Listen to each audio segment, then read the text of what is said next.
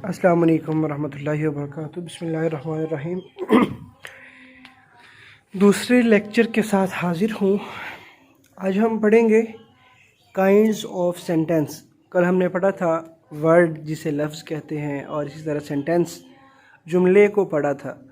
आज हम पढ़ेंगे काइंड्स ऑफ सेंटेंस। जुमले की कितनी अक़साम है? काइंड्स कहते हैं अक़साम, सेंटेंस जुमला, जुमले की अक़साम। We have 3 kinds of sentence. हमारे पास जुमले की 3 किस्में हैं। बाज़ लोग 4 किस्में भी कहते हैं, लेकिन उसकी भी मैं तफसील आपको बताऊंगा। सबसे पहले है एफर्मेटिव सेंटेंस। एफर्मेटिव सादा जुमला, सिंपल जुमला। इसकी तारीफ़ क्या है? A sentence in which simple information is given, it's called affirmative sentence. सादा जुमला उसे कहते हैं जिसमें सिंपल सादा मालूमात हमें कोई फ़राहम करता है, हमें कोई देता है। हम किसी से कोई मालूमात जिस जुमले के अंदर लेते हैं, रिसीव करते हैं, उसे एफर्मेटिव सेंटेंस कहते हैं, सादा जुमला कहते हैं। जैसे दिस इज़ अ चेयर, ये एक कुर्सी है, तो इसमें ना तो कोई सवाल है, ना ही इसमें किसी चीज़ की नफ़ी की जा रही है, बल्कि एक चीज़ की मालूमात मिल रही है, आपको सिंपल इन्फॉर्मेशन मिल रही है, तो इसलिए इसको फिर एफर्मेटिव कहेंगे। दिस इज़ अ बुक, ये किताब है। दिस इज़ अ कार, ये कार है, ये गाड़ी है। दिस इज़ अ बाइक, ये मोटरसाइकिल है। तो ये तमाम एफर्मेटिव हैं। दूसरा है नेगेटिव सेंटेंस, मनफी जुमला। किसी के जिस जुमले में किसी चीज़ के ना होने का आपको खबर दी जा रही है, उसको मनफी कहते हैं। A sentence in which negative information is given, it's called negative sentence। ऐसा जुमला जिसमें आपको किसी के काम के ना होने के बारे में नेगेटिव मनफी मालूमात आपको अगर मिलती हैं, तो उसको क्या कहते हैं जी? नेगेटिव सेंटेंस कहते हैं।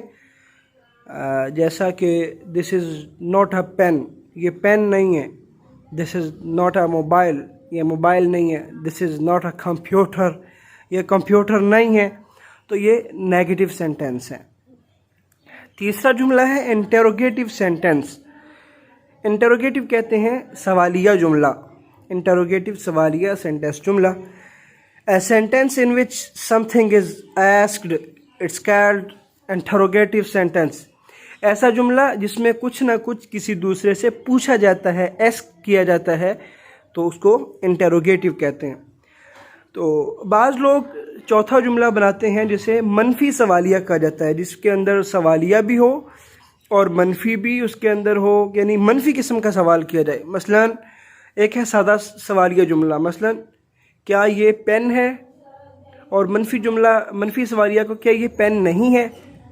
तो इसकी तफसील जो है इंशाअल्लाह वो आगे हम टेंस पढ़ेंगे, उनमें कर लेंगे। लेकिन इसमें फ़र्क इतना ही है, सिर्फ ये है कि सिर्फ नॉट का इजाफा और कमी है। बाकी नेगेटिव इंटेरोगेटिव जिनको इकट्ठा एक जुमला चौथा बनाया जाता है, इसमें कोई फ़र्क नहीं है। इंटेरोगेटिव सेंटेंस कहते हैं जिसके अंदर किसी चीज़ के होने के बारे में या ना होने के बारे में सवाल होता है, सवालिया जुमला है। लेकिन जो मनफी जुमला होता है, उसके बारे में भी किसी चीज़ का सवाल ही होता है, तो इसलिए उन दोनों को एक ही में शुमार कर लेते हैं। A sentence in which something is asked, it's called interrogative। कोई भी जुमला जिसमें किसी चीज़ के बारे में सवाल किया जाता है, उसको इंटेरोगेटिव कहते हैं। तो ये थे जुमलों की अक़साम, जिसको आपने पढ़ लिया। आगे चलते हैं। नेचर इंडिकेटर्स, इसमें इशारा को कहते हैं, जिसमें हमने उर्दू में अरबी में पढ़ा है। इसमें इशारा उर्दू में इसमें इशारा कौन से हैं? ये, वो सब, ये सब, ये चीज़, ये उर्दू के अल्फाज हैं जो इशारा के लिए इस्तेमाल होते हैं। इसी तरह अरबी में आपने पढ़ा होगा हाज़ा, हाज़ानी, हाउलाई वगैरह, ये तमाम इसमें इशारा हैं, लेकिन इनको इंग्लिश में नेचर इंडिकेटर कहा जाता है। नेचर इंडिकेटर ये अभी हम 4 पर डिस्कस करेंगे। This, that, these, those. This का मतलब है ये, और इसकी तारीफ़ क्या है? To indicate one thing near to us. कोई भी ऐसी एक चीज़, सिंगल चीज़ जो आपके पास है, करीब है, उसकी तरफ इशारा करेंगे तो दिस को इस्तेमाल करेंगे। जैसे दिस इज़ अ कार, आप कार के पास खड़े होकर कह रहे हैं ये कार है।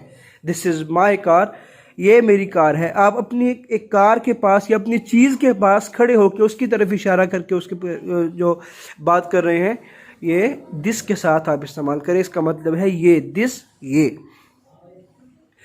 दूसरा जुमला है जी हमारे पास, दूसरा ये जो वर्ड है वो दैट है। That to indicate one thing is far from us. कोई भी एक सिंगल चीज़ जो हमसे दूर है उसकी तरफ इशारा करते हैं तो उस वक़्त दीज को, दैट को इस्तेमाल करते हैं। दिस के बाद दूसरे नंबर पर दैट को इस्तेमाल करते हैं। ये भी सिंगल चीज़ के लिए, एक चीज़ के लिए है, और दिस भी एक चीज़ के लिए है। दिस और दैट दोनों एक चीज़ वाहिद के लिए इस्तेमाल होते हैं, लेकिन दिस और दैट में फ़र्क ये है, दिस करीब के लिए और दैट दूर के लिए इस्तेमाल होता है। To indicate thing is far from us. Near का मतलब है करीब, फार कहते हैं दूर को। इनको भी आपने अल्फाज को भी याद रखना है साथ। दिस इज़ अ कार, ये एक कार है। और अगर कहें that's a car, that is a car को अगर हम शॉर्ट फॉर्म में पढ़ते हैं, जल्दी में पढ़ते हैं, तो पढ़ते हैं इसको दैट्स अ कार, वो एक कार है, वो एक कार है। ये दैट की मिसाल हो गई। आगे चलते हैं। These to indicate more than one thing is near to us. कोई भी एक से ज़्यादा चीज़ें हैं जो आपके पास हैं, करीब हैं, तो आपने उसको दीज के साथ पढ़ना है, THESE, दीज। और अगर यही चीज़ें, ज़्यादा चीज़ें आपसे दूर हैं, आपसे फार हैं, तो आपने उनको दोज के साथ पढ़ना। To indicate more than one thing is far from us. कोई भी एक से ज़्यादा चीज़, एक से ज़्यादा चीज़ें जो आपसे दूर हैं, उनकी तरफ जब आपने इशारा करना है। इंडिकेट का मतलब है इंडिकेट करना, इशारा करना। कोई भी एक से ज़्यादा चीज़ें जो आपसे दूर हैं उनकी तरफ इशारा करते हुए आपने दोज को इस्तेमाल करना है। इनको लाजमी याद कर लीजिए, ये अल्फाज याद रखने के हैं। इनको याद रखने के बगैर शायरा कार मुमकिन नहीं है। आगे है मेथड, यानी दिस, दैट, दीज, दोज को इस्तेमाल करके किस तरह से, इसका तरीका क्या है कि इनके जुमले कैसे बनेंगे। तो देखिए, एफर्मेटिव आपने ऊपर पढ़ लिया, जुमले की अक़साम क्या हैं। सबसे पहले है एफर्मेटिव। एफर्मेटिव कहते हैं सादा जुमला, यानी इन अल्फाज को इस्तेमाल करके सादा जुमला आप कैसे बना सकते हैं। सबसे पहले नेचर इंडिकेटर आएगा, यानी दिस, दैट, दीज, दोज, इनमें से कोई नेचर इंडिकेटर आ जाएगा। उसके पास इज़ या आर। अगर तो आप करीब के साथ इशारा, करीब या दूर में, इनमें से अगर सिंगल की तरफ इशारा करते हैं, एक चीज़ की तरफ इशारा करते हैं, तो आप इस को इस्तेमाल करेंगे। अगर आप एक से ज़्यादा चीज़ों की तरफ इशारा करते हैं तो फिर आर को इस्तेमाल करेंगे। ठीक है जी। इसके बाद ऑब्जेक्टिव नाउन है, यानी जो भी आपका मकसद है, जिसकी तरफ आपने इशारा करना है, यानी अरबी में हमें जिसे मुशारुन इलैहि कहते हैं, जिसकी तरफ हमने इशारा करना है वो मुराद होगा, उसकी तरफ वो सबसे आखिर में आ जाएगा। जैसे मैंने मिसाल दी है, दिस इज़ अ बुक, तो नेचर इंडिकेटर में से दिस आ गया, और इज़, आर में से इज़ आ गया, और आखिर में बुक जो है ये ऑब्जेक्टिव नाउन है। इसके बाद है नेगेटिव जुमला कैसे बनाना है। तो नेगेटिव में नेचर इंडिकेटर आएगा, उसके बाद इज़, आर आ जाएगा, उसके बाद नॉट आएगा, और ये मनफी जुमले के लिए, और आखिर में ऑब्जेक्टिव नाउन आ जाएगा, जैसा कि नीचे मिसाल में मौजूद है। इसके बाद है इंटरोगेटिव। इंटरोगेटिव सवालिया। इसमें ये होता है कि इज़, आर जो है ये शुरू में आ जाते हैं, और नेचर इंडिकेटर जो है ये दूसरे नंबर पे आ जाएगा, और ऑब्जेक्टिव नाउन आखिर में। इज़, आर शुरू में, नेचर इंडिकेटर दूसरे नंबर पर, ऑब्जेक्टिव नाउन सबसे आखिर में होगा। जिसकी मिसाल मैंने दी है, ये सबसे नीचे आप देखें तो मिसालों में, इज़ दिस बुक, क्या ये किताब है। इज़ शुरू में आ जाएगा, दिस दूसरे नंबर पर, और आखिर में बुक जो है ये ऑब्जेक्टिव नाउन है। इज़ दिस बुक, क्या ये किताब है।